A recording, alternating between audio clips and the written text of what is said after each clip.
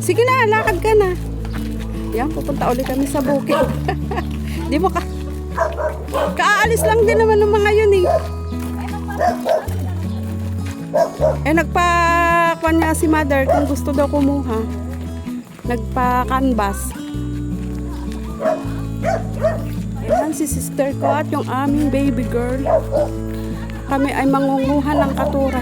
Amila, sungkit na nga. Ibigay mo na nga sa akin. Medyo mataas na kasi yung katuray doon.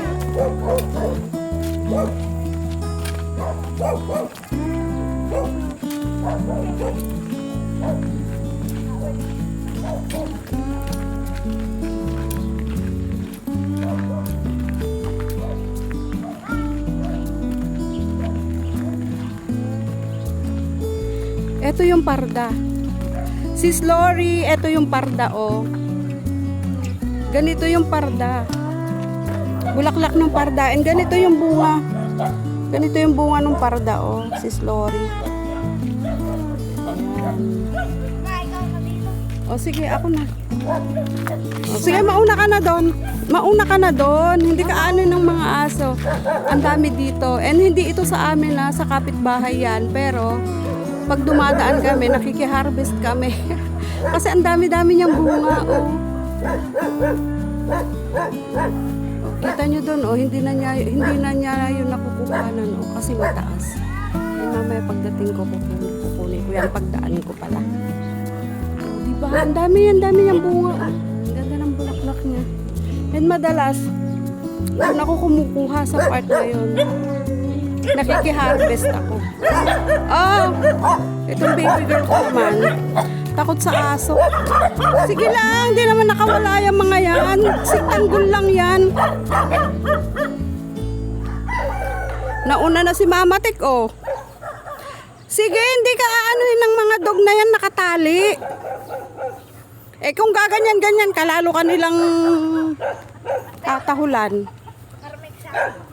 Sige na, you go na. Laki na ng baby girl ko. Ilang panahon pa yan, mas malaki na sa akin. Huwag kang tatakbo. Basta lumakad ka lang. Dito kasi marami silang alagang aso. Mga dog.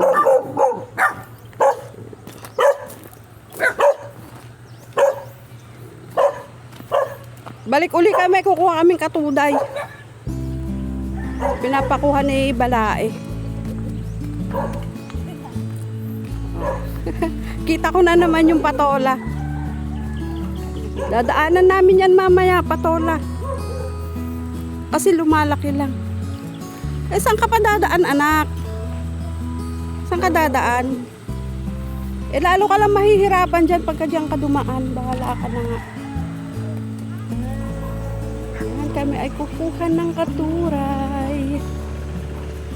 O sige, bahala ka dyan. O. Kung saan ka na dumaan, mas maganda pang dumaan dito. O, doon ka dumaan sa kabila.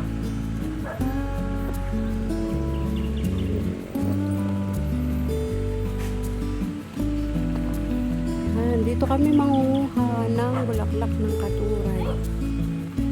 Kami muna ay mangunguha dito. Balik uli kami dito sa bukid. Nga sila natutulog. Anong magagawa? Bakit? Ako, permanent ako sila. Permanent ako. Mag-imod kami pwede na lang nakahilig. Wala daw nga mga. Parang ganun yung ginagawa niya dito sa... Ay, kung kapyo. Hindi nga pupunta doon. Pataas ko na nga. Dito ka kasi, dito ka. Gusto ko, apay yung pasuka. Parang, wala, tapon.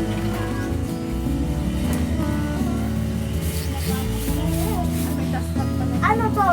Yung ganito. Ano to? Bunga na yun, anak. Bunga na. Bakit pag ato, ipagkwanta dyan, idanin, ikabel. Ano dyan yung sango? Ay! Sango! Bukas nito eh.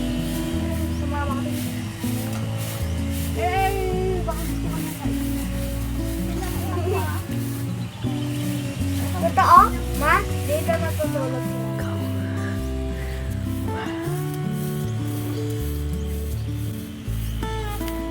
Hello guys! Ayan yung dalawang mag-sister na masipag ng konti.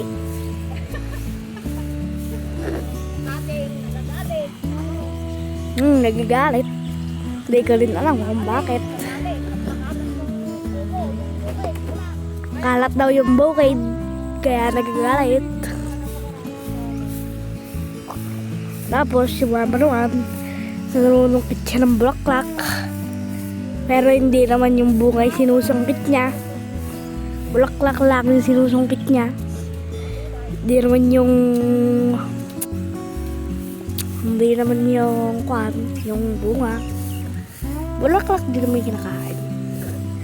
Pero ako hindi ako kumakain, kaya hindi ko alam kung ano yung mga yan.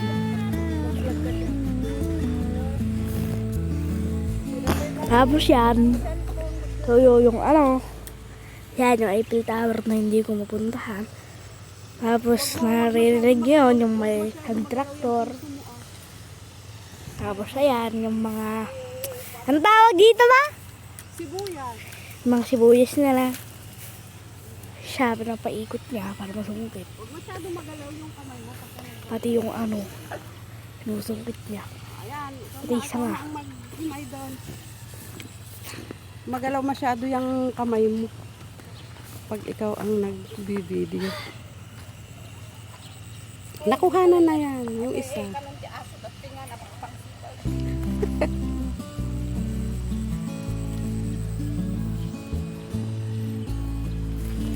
Kunin mo, ilalagyan mo muna sana. Sige, ikuan mo na. Ito, supot na pinaglagyan ni Mama Tikay, di ba? Ito, supot kanina.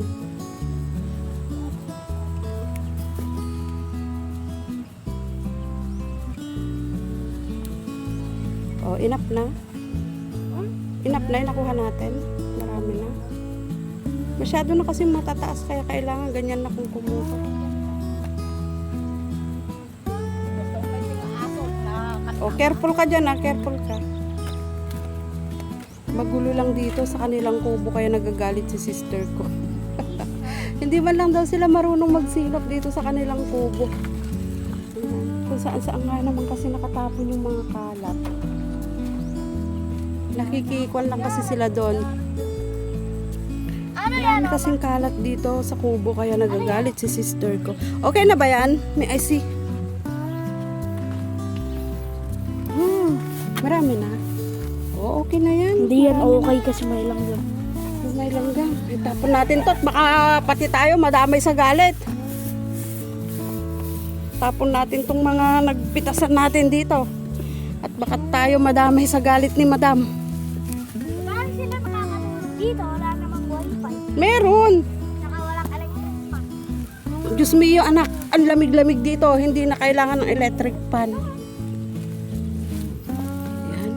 Itapon natin, i-dispose natin. Nagagalit si sister ko.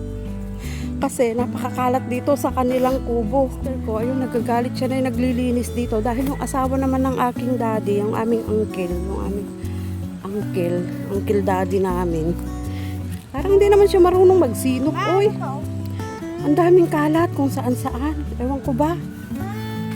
Hindi porke kubo ito na pwede mong itapon lahat ng kalat dito sa paligid eh. Tapon na lang siya nilang tapon. Kaya si sister ko, kasi itong property na to, sa sister ko kasi yan. And dahil nga malayo yung inuuwian nila uncle namin, kaya sabi niya, dito muna sila pansamantala, parang pinaka-bunk house ba nila. Kasi nga, nagtatanim din sila dito ng sibuyas. Doon naman sa part na yon, doon naman yung kanila. Doon naman sila magtatanim. Doon sila magtatanim. Sila Jerry yun. And dito napakaraming kalat. Yung kanyang labahin dyan. Yung kanyang urungan. Di ba? Kaya nagagalit si sister ko. Eto, kailan pa to di ba?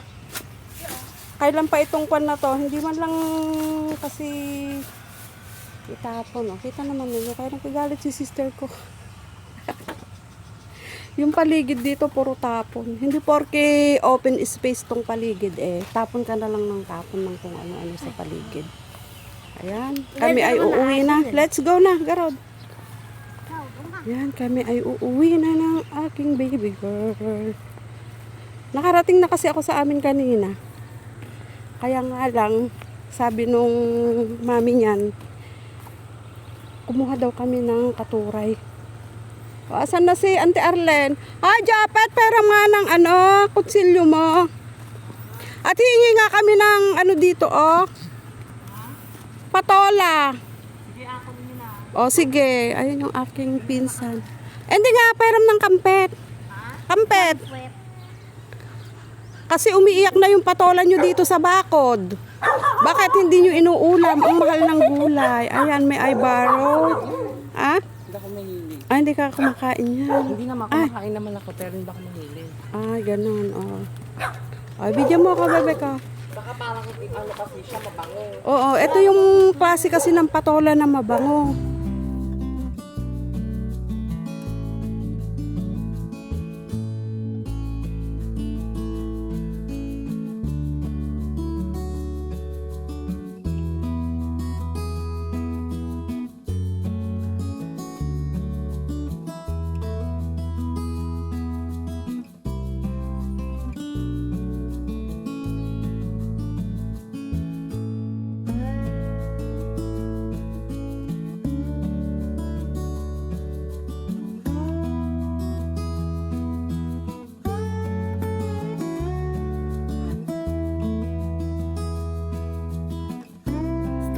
Saan ka pa?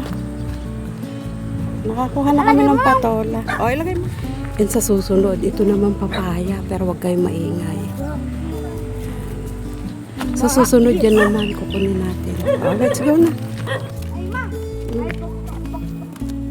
Bugtong-bugtong mo na. Alam mo ba yun?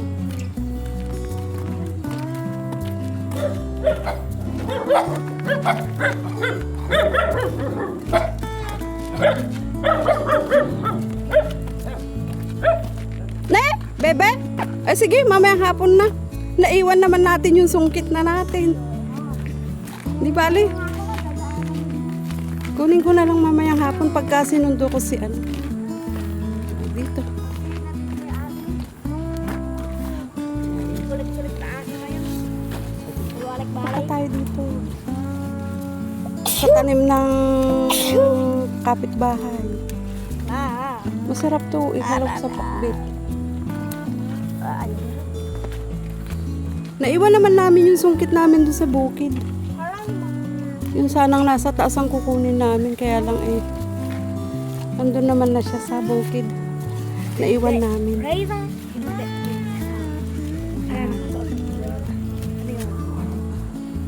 Konti lang kunin natin kasi pag marami ito, masangsang din siya. Ayan. Ito, mga ganito kasarapang kunin ito. Hindi to sa amin, pero nagsabi naman kami, sabi naman ng may-ari, kuha lang kayo. Kuha lang kayo pagka gusto nyo at napakarami naman, titigas din yan. Yung sanang nandun gusto kong kunin, kaya lang naiwan naman namin yung sungkit. Ayan, tara na bebe. Enough na to.